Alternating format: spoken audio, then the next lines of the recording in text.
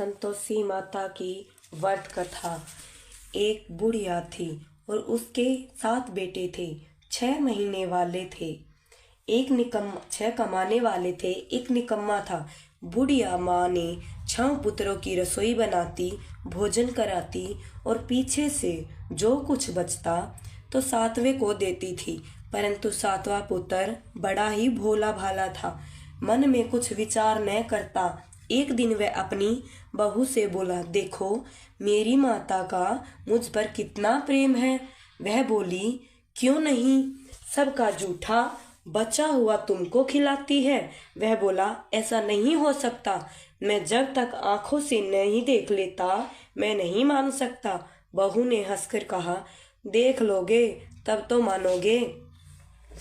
कुछ दिन बाद बड़ा त्योहार आया। घर में 7 प्रकार के भोजन और चूरमे के लड्डू बने।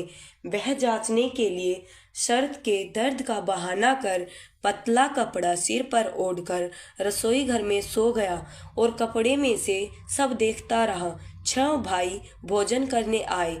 उसने देखा माँ ने उनके लिए सुंदर सुंदर आसन बिछाए, 7 प्रकार की रसोई परोसी। वह आग्रह करके जिमाती रही। वह देखता रहा। 6 भाई भोजन कर उठ, तब माँ ने उनकी जूठी थालियों से एक लड्डुओं के टुकड़ों को इकट्ठा कर करके एक लड्डू बनाया। जूठन साफ कर बुढ़िया माई ने माँ पुकारा, उठ बेटा, 6 भाइयों ने भोजन कर लिया है, अब तू ही बाकी है, उठ भोजन कर ले। वह कहने लगा, माँ मुझे भोजन नहीं करना, मैं परदेश जा रहा हूँ। माता ने कहा, कल जाना हो तो आज ही जा। वह बोला, हाँ हाँ जा रहा हूँ। यह कहकर वह घर से निकल गया। चलते चलते समय बहू की याद आई। वह गौशाला में कंडे थाप रही थी। जाकर बोला, हम जावे परदेश को आवेंगे कुछ काल, तुम रहियो संतोष से धर्म आपना पाल। 2 निशानी आपनी देख धरूं मैं धीर, सुधी मत हमारी बिसारियो रखियो मन गंभीर। वह बोला, मेरे पास तो कुछ नहीं, यह अंगूठी है, सो ले लो और अपनी कुछ निशानी मुझे दो। वह बोली, मेरे पास क्या है, यह गोबर भरा हाथ। यह कहकर उसकी पीठ पर गोबर के हाथ की थाप मार दी और वह चल दिया। चलते चलते दूर देश में पहुंच गया। वहां पर एक साहूकार की दुकान थी। वहां जाकर बोला, सेठ जी मुझे नौकरी पर रख लो। साहूकार को जरूरत थी। साहूकार ने कहा, काम देखकर दाम मिलेंगे। साहूकार की नौकरी मिली। वह सवेरे 6 बजे से 12 बजे रात्रि तक काम करने लगा। कुछ दिन में दुकान का लेन देन, हिसाब किताब, ग्राहकों को माल बेचना, सारा काम करने लगा। साहूकार के 6-10 नौकर थे। वे सब चक्कर खाने लगे। यह बहुत होशियार बन गया। सेठ जी ने भी काम देखा और 3 महीने में ही उसे मुनाफे का साझीदार बना लिया। 12 वर्ष में वह नामी सेठ बन गया और मालिक सारा कारोबार उस पर छोड़कर बाहर चला गया। इधर बहू पर क्या बीती सो सुनो। सास ससुर उसे दुख देने लगे। सारी गृहस्थी का काम कराकर उसे लकड़ी लेने जंगल में भेजते। इस बीच घर की रोटियों के आटे से जो भूसी निकलती उसकी रोटी बनाकर रख दी जाती और फूटे नारियल की नरेली में पानी दिया जाता। इस तरह दिन बीतते रहे। एक दिन वह लकड़ी लेने जा रही थी कि रास्ते में बहुत सारी स्त्रियां संतोषी माता का व्रत करती दिखाई दी। वहां वह खड़ी होकर कहने लगी, बहनों, यह तुम किस देवता का व्रत करती हो और इसके करने से क्या फल होता है? इस व्रत के करने की क्या विधि है? यदि तुम इस व्रत का विधान मुझे समझाकर कहोगी तो मैं तुम्हारा बड़ा एहसान मानूंगी। तब उनमें से एक स्त्री बोली, सुनो, ये संतोषी माता का व्रत है। इसके करने से निर्धनता, दरिद्रता का नाश होता है, लक्ष्मी आती है, मन की चिंताएं दूर होती हैं, घर में सुख होने से मन को प्रसन्नता और शांति मिलती है, निपुत्र को पुत्र मिलता है, प्रीतम बाहर गया हो तो शीघ्र आ जाता है, कुंवारी कन्याओं को मनपसंद वर मिलता है, राजद्वार में बहुत दिनों से मुकदमा चलता हो तो खत्म हो जाता है। कलह कलेश की निवृत्ति हो, सुख शांति हो, घर में धन जमा हो, पैसा जायदाद का लाभ होता है तथा और भी मन में जो कुछ कामना हो सब इस संतोषी माता की कृपा से पूरी हो जाती है, इसमें संदेह नहीं। वह पूछने लगी, यह व्रत कैसे किया जावे, यह भी बताओ तो बड़ी कृपा होगी। स्त्री कहने लगी, 1.25 आने का गुड़ चना लेना, इच्छा हो तो 5.25 आने का लेना या 1.25 रुपये का भी सहूलियत अनुसार लेना। बिना परेशानी, श्रद्धा और प्रेम से जितना भी बन सके सवाया लेना। 5.25 पैसे से 5.25 आने तक, इससे भी ज्यादा शक्ति और भक्ति अनुसार गुड़ और चने ले। हर शुक्रवार को निराहार रह कथा कहना सुनना, इसके बीच कर्म टूटे नहीं। लगातार नियम पालन करना। सुनने वाला कोई न मिले तो घी का दीपक जलाकर उसके आगे जल के पात्र को रख कथा कहना, परंतु नियम न टूटे। जब तक कार्य सिद्ध न हो नियम पालन करना और कार्य सिद्ध हो जाने पर व्रत का उद्यापन करना। 3 मास में माता पूरा फल प्रदान करती है। यदि किसी के खोटे ग्रह हो तो वो भी माता 1 वर्ष में अवश्य सिद्ध करती है। कार्य सिद्ध होने पर ही उद्यापन करना चाहिए, बीच में नहीं। उद्यापन में 2.5 सेर आटे का खाजा तथा इसी अनुसार से खीर तथा चने का साग करना। 8 लड़कों को भोजन कराना। जहाँ तक मिले देवर, जेठ, भाई, बंधु, कुटुंब के लड़के लेना। न मिले तो रिश्तेदारों और पड़ोसियों के लड़के बुलाना, उन्हें भोजन करा यथाशक्ति दक्षिणा दे। माता का नियम पूरा करना। उस दिन घर में कोई खटाई ना खावे। यह सुन बुढ़िया की बहू चल दी। रास्ते में लकड़ी के बोझ को बेच दिया और उन पैसों से गुड़ चना ले माता के व्रत की तैयारी कर आगे चली और सामने मंदिर देख पूछने लगी, यह मंदिर किसका है। यह कहने लगी, यह संतोषी माता का मंदिर है। यह सुन माता के मंदिर में जा माता के चरणों में लौटने लगी। विनती करने लगी, माँ मैं दीन हूँ, निपट मूर्ख हूँ, व्रत के नियम कुछ नहीं जानती, मैं बहुत दुखी हूँ। हे माता जगजननी, मेरा दुख दूर कर, मैं तेरी शरण में हूँ। माता को दया आई। एक शुक्रवार बीता कि दूसरे शुक्रवार को ही उसके पति का पत्र आया और तीसरे को उसके भेजा हुआ पैसा आ गया। यह देखकर जेठानी मुंह सिकोड़ने लगी, इतने दिनों इतना पैसा आया, इसमें क्या बढ़ावा है। लड़के ताने देने लगे। काके के पास अब पत्र आने लगे, रुपया आने लगा। अब तो काकी की खातिर बढ़ेगी, अब तो काकी बुलाने से भी नहीं बोलेगी। बेचारी सरलता से कहती, भैया पत्र आवे रुपया आवे तो हम सबके लिए अच्छा है। ऐसा कहकर आंखों में आंसू भरकर संतोषी माता के मंदिर में आ मातेश्वरी के चरणों में गिरकर रोने लगी। माँ, मैंने तुमसे पैसा नहीं मांगा, मैंने पैसे से क्या काम है, मुझे तो अपने सुहाग से काम है। मैं तो अपने स्वामी के दर्शन और सेवा मांगती हूँ। तब माता ने प्रसन्न होकर कहा, जा बेटी, तेरा स्वामी आएगा।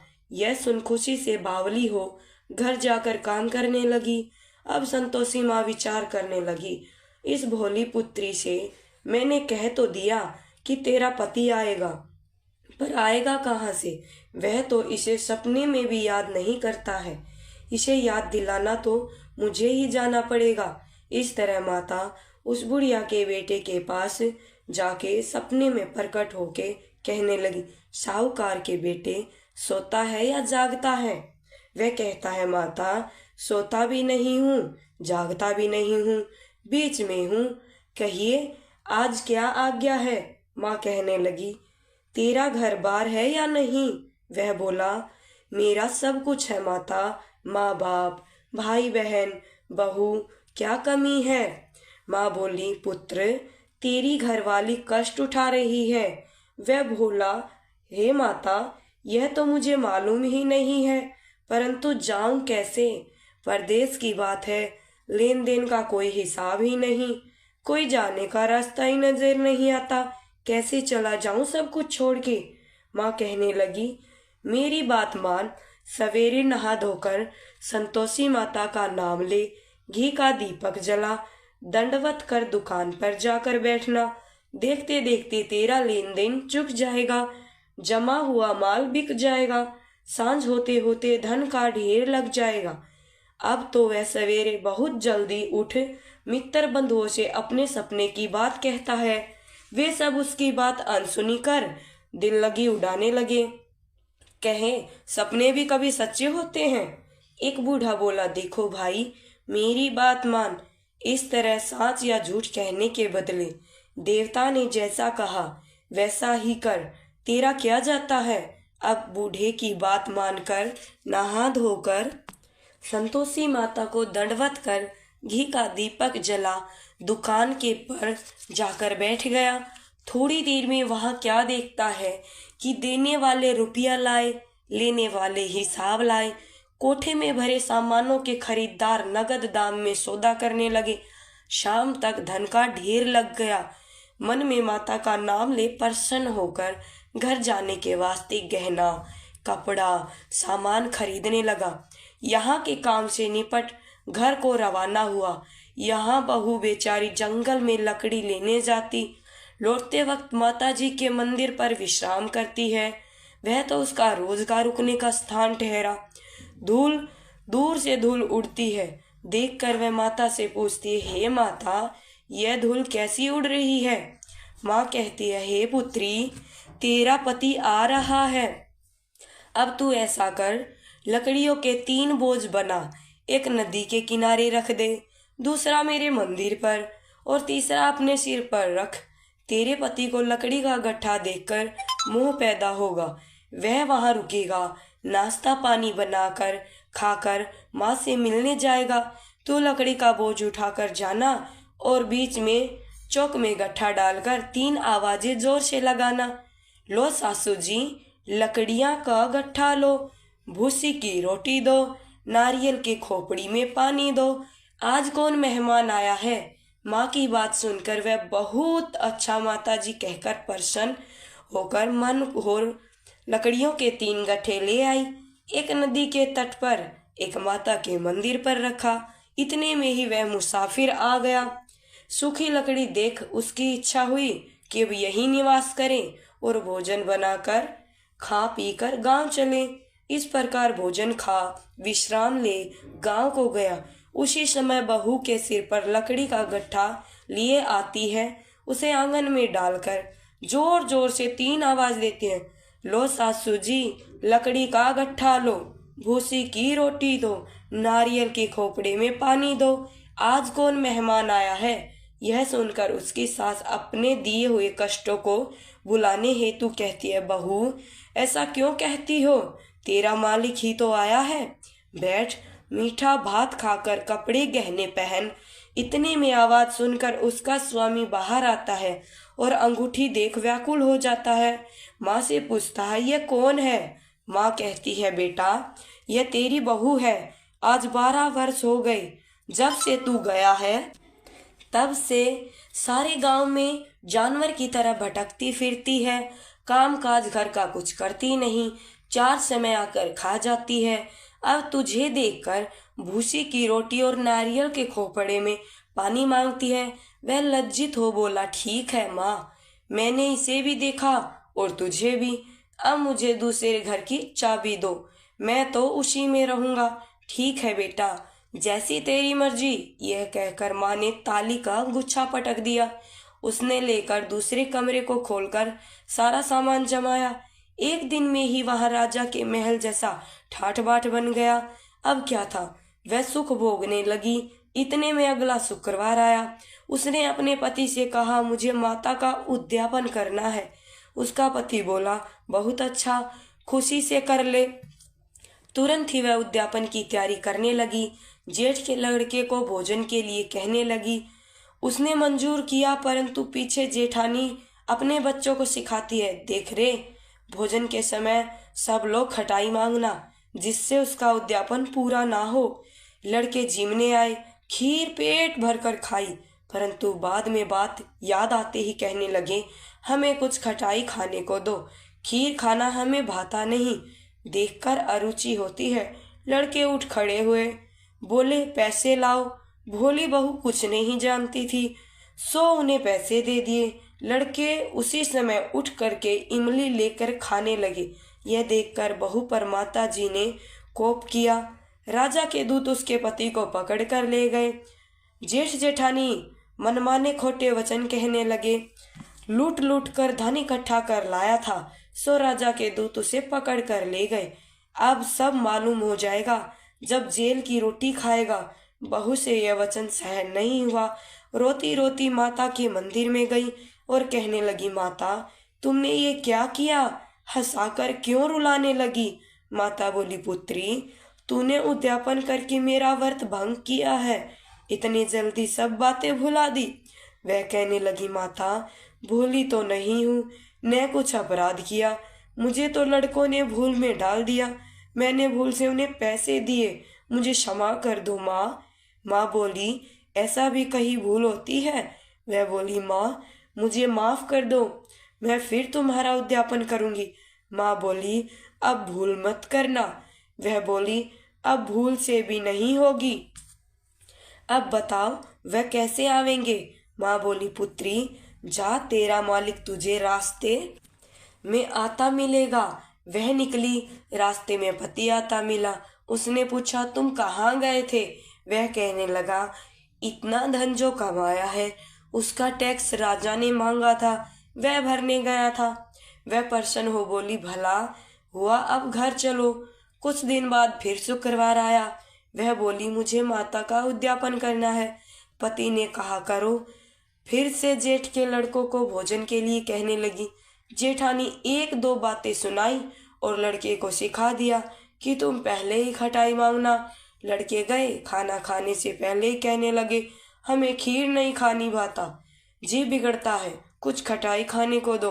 बहू बोली, खटाई खाने को नहीं मिलेगी, खाना हो तो खाओ। यह कहकर ब्राह्मणों के लड़के लाकर भोजन कराने लगी। यथाशक्ति दक्षिणा की जगह एक एक फल उन्हें दिया।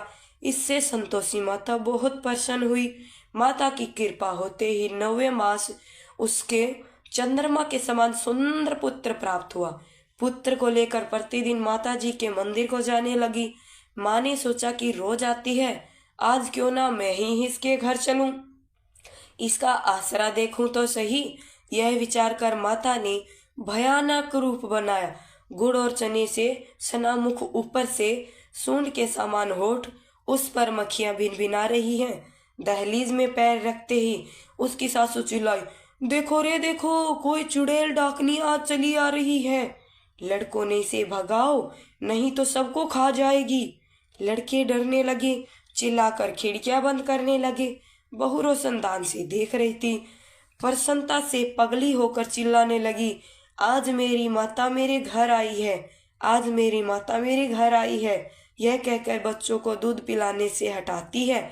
इतने में सास का क्रोध फूट पड़ा, मरी रांड, इसे देखकर कैसे उतावली हुई जो बच्चे को पटक दिया। इतने में माँ के प्रताप से जहाँ देखो वहाँ लड़के ही लड़के नजर आने लगे। बहू बोली, माँ जी, मैं जिनका व्रत करती हूँ यह वही संतोषी माता है। इतना झटपट कहकर सारे घर के किवाड़ खोल दिए।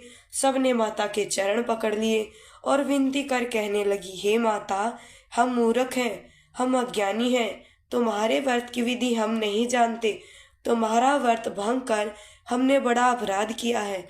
हे माता, आप हमारे अपराध को क्षमा करो। इस प्रकार माता बहुत प्रसन्न हुई। हे माता, बहू को जैसा फल दिया है वैसा सबको दे। जो ये कथा सुने या पढ़े उसका मनोरथ पूर्ण हो। बोलो संतोषी माता की जय। ग्रंथ करोड़न में कहा है ये सब का सार, ब्रह्मा सत्य जग झूठ है, जीवन ही ब्रह्म निहार। जीवन से ही जीवित जगत, माता खेलत खेल, ब्रह्मा रूप पहचान लो, कटे जगत की जेल।